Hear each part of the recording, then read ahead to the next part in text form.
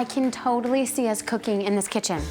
I can totally see us cooking like pros with natural gas. Oh, I would love to soak in that tub. I'd love to save energy and money with a natural gas water heater. I can imagine cuddling up in here. Because natural gas heating keeps the house comfortable when we need it. We have to get this house. We have to get natural gas. We're investing in infrastructure to help bring comfort and savings to you. Visit centerpointenergy.com/natural gas benefits. CenterPoint Energy, always there. Coach, what was the difference in the second half for your guys to help get things back on track tonight? You know, I thought defensively, we did a great job in both halves. You look at the numbers, but even the second half was a little better. We held them 29.4% from the field. They were only 1 of 14 from three, which is a huge stat. 4 for 25 overall, so a 16% clip from the three-point line for them tonight. I thought that DJ did a fantastic job. Iverson kind of kept us alive offensively in that first half with his great first half. I thought DJ took command in terms of making some big shots for us. How many threes did he have in the second half, Neil? I don't even know. Three of the 4 in the second half. Yeah, I mean. 2 in that 2 in the big run, you guys. Yeah, and he was fantastic. I played him 38.9 minutes tonight, and really battled through fatigue. I was really proud of Davon today. I thought Davon Smith had a great game. He had 8 defensive rebounds. He was matched up on Gordon most of the time, who ended up being 0 for 11 from the field. I thought that Tolu Smith getting 5 assists, that's got to be a career high, and I'm really excited about it. We had, when you look at our stats, you asked about the second half, I don't know what we had in the second half, but I know the total, we had 18 assists on our 25 baskets. That was huge. Really big win for us to get a road win, to get our 5th road win in the conference is huge. I don't know if we've done that since I've been here. I think it's the most we've had. But anyway, really proud of our guys, really excited for them. And we showed a lot of maturity and growth in terms of dealing with the adversity of both halves. Falling down 27-20, fighting our way back, to where it ended up being a 4-point deficit at halftime, but we had it to 2. Second half, what was the biggest lead they had in the second half, Neil? 7, very early, and then you guys hit the run. Yeah, and just really, I didn't think the run happened that quick. I thought the run happened. It was later, but it was 7. You got it down to 4, and then you hit the run. Yeah. And the run was big. Davon was huge in that run. He made a couple of really nice assists to DJ. I thought Quentin Post gave us huge minutes today. We stretched the lead when he came in the game. He did a great job against the zone. Had 3 for 3 from the field. Really did a nice job for us. I thought Derek Fountain again was very good. He had 5 big defensive rebounds in the first half. Got a little excited in the second half with a shot in the corner that airballed. But you've got to be more patient when you have a lead like that. But that's something he'll learn being a freshman. What does that say just about the resolve of your guys to know that while things haven't been easy all the time, they've weathered the storm, they just keep fighting for it? Yeah, and I'm really proud of that because, we're a team that's growing, that has had growing pains. I mean, you see the change in lineups and situations. It's helped us, I think, get to this point. But again, it comes back to our defense. Our defense, again, holding another opponent to 32%. I think even though we lost Saturday, it was 32%. Against South Carolina, it was in the same ballpark, and same thing with Ole Miss. The last 4 games, our defense has been absolutely fantastic. The best it's been the entire season. Really excited about that. It was nice today, too. The Iverson Molinar's family came up from Panama and surprised him last night at the hotel. His mother, his dad. He hadn't seen him in a year because of COVID. So it was really special for him to have them here, and I thought that was really cool. And he came out, and boy, was he good tonight. I thought he was good at both ends of the floor. I ask you one more, and I'll get away from the other guys. Just to piggyback on your comment about defense, Abdul had 5 blocks tonight and 6 rebounds in the game. And there was a sequence when A&M got close there in the last minute or 2 where I think he blocked back-to-back shots, and one of them was a tough foul. I won't lead you into that, but one of them was a tough foul on him. So here's a guy that he is really He really is, and that foul was tough. I mean, I'll have to watch it again, but I thought the officiating overall was really good. We had 3 real veteran officials, and I love that. Guys that have done each hundreds and hundreds and hundreds of games and get it. So we were fortunate in that respect. Thank you. We'll start with Paul. Coach, you kind of touched on Davon there a little bit. What kind of led you to start Davon in the second half? I thought we were better offensively when he was in the game, especially against the zone. And I thought it was important that we get off to good starts offensively in that second half. And we ended up shooting, for the game, 53%, and the second half, we shot 50%.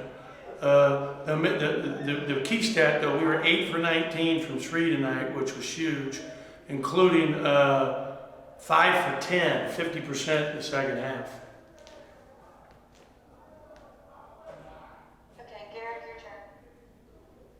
Hey Ben, obviously earlier in the week you said that you expected Texas A&M to be really excited to play after the long layoff. They sure started out well. Could you tell that they got fatigued in the second half, especially kind of when you go on that long run and how it's I really couldn't. I couldn't tell any fatigue out of them. I thought Miller was fantastic today. We had no answer for him most of the game with 24 points and 13 rebounds. He's a monster. I thought Savion Flagg and Jackson, they're seniors. The 2 seniors right there were huge for them. This is their last game playing here in this building, and so they wanted to go out with a win. They were playing their hearts out. So I thought that they looked particularly good. And the key to this game was they came out in a 3-2 zone. We had done nothing to prepare for a 3-2 zone going into this game today. They haven't played that at all, or much at all during the year at all. So that was really different. I thought it caused us problems in the first half. Second half, we did a much better job, and DJ started getting some really good looks against it. And I thought Quentin really helped us when he came in. He's a big who can turn him. He made a nice shot from the elbow. He made a nice pass. Did some really good things for us.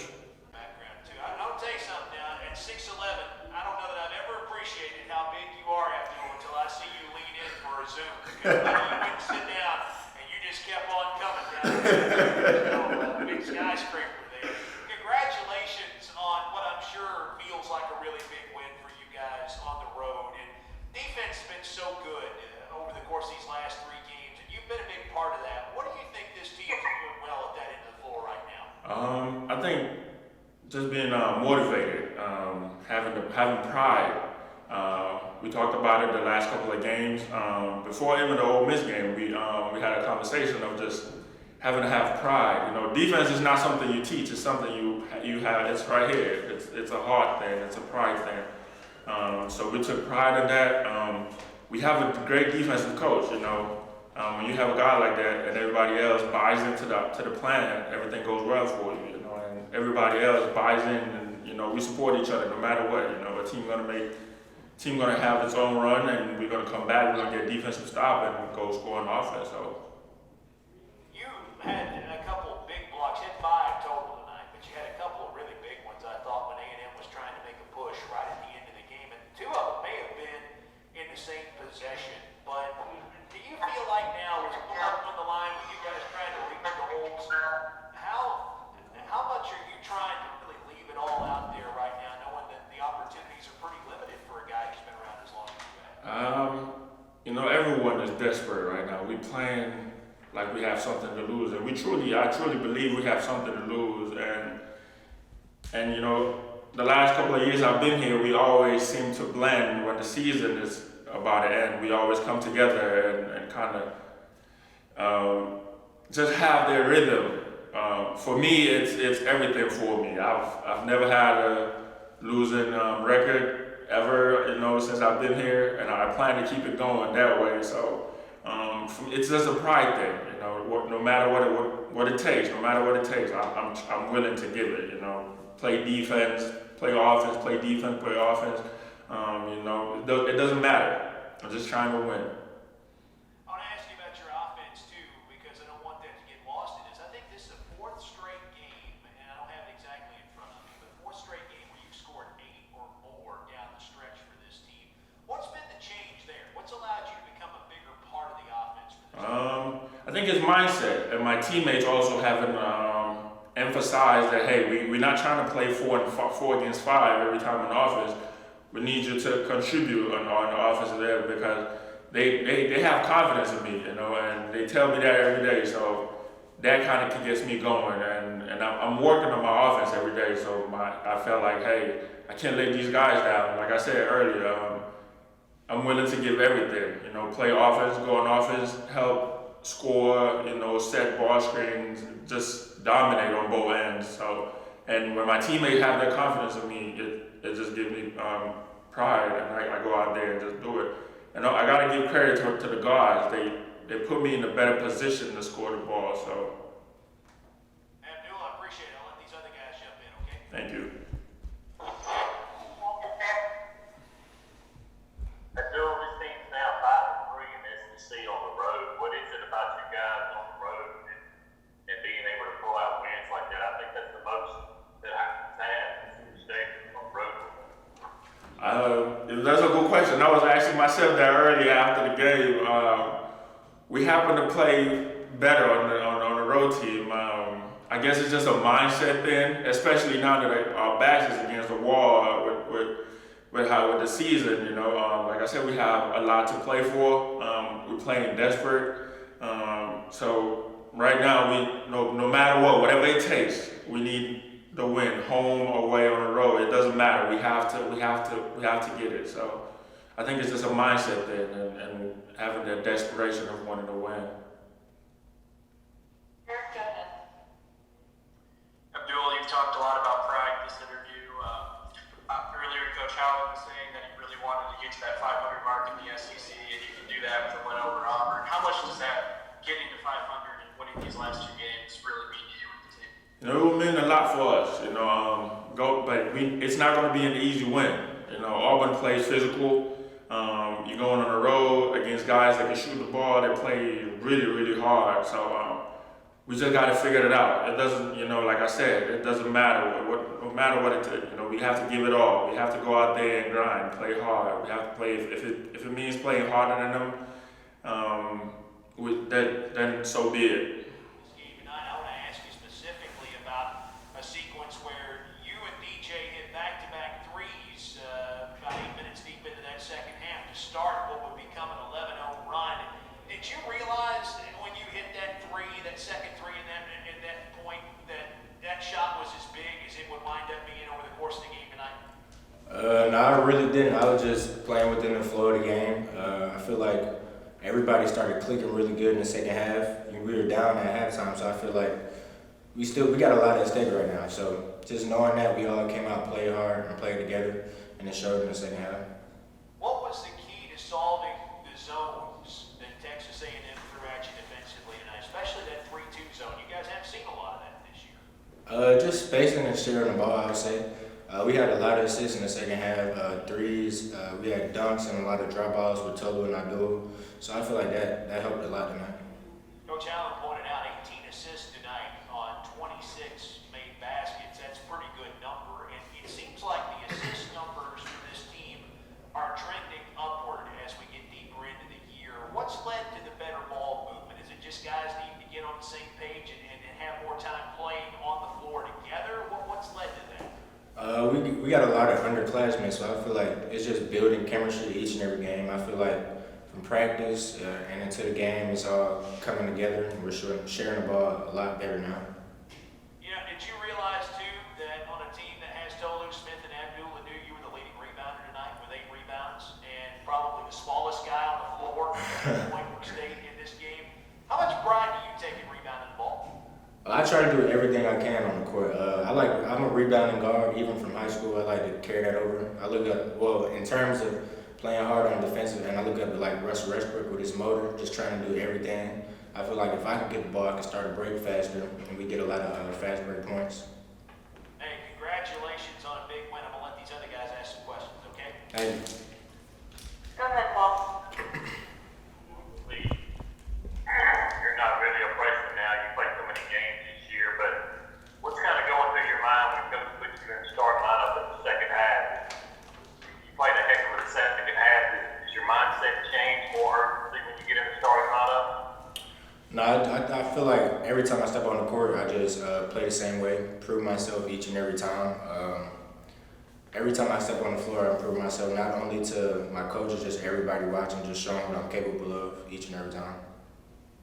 What was your high in rebounds in high school? One game, I think I might have had like 20-something rebounds my sophomore year. I mean, not my sophomore, my junior or senior year. Go ahead, Garrett. Dave, from watching you in game one this year to now, it just seems like you've really settled into your role with this team and things have kind of slowed down for you. From your assessment, what do you think is the biggest difference for you from a play style from the first game to where you're at now? What kind of brought you to this point? I feel like my first few college games, it was a lot faster, just adjusting the speed. I feel like me just staying in the gym, working hard, being patient, it started to pay off a lot, and just trusting the process, my coaches and my teammates. I feel like my teammates and my coaches helped me a lot throughout the season. There's been a lot of ups and downs, and I feel like they helped me a lot throughout the season. So it's been a good season.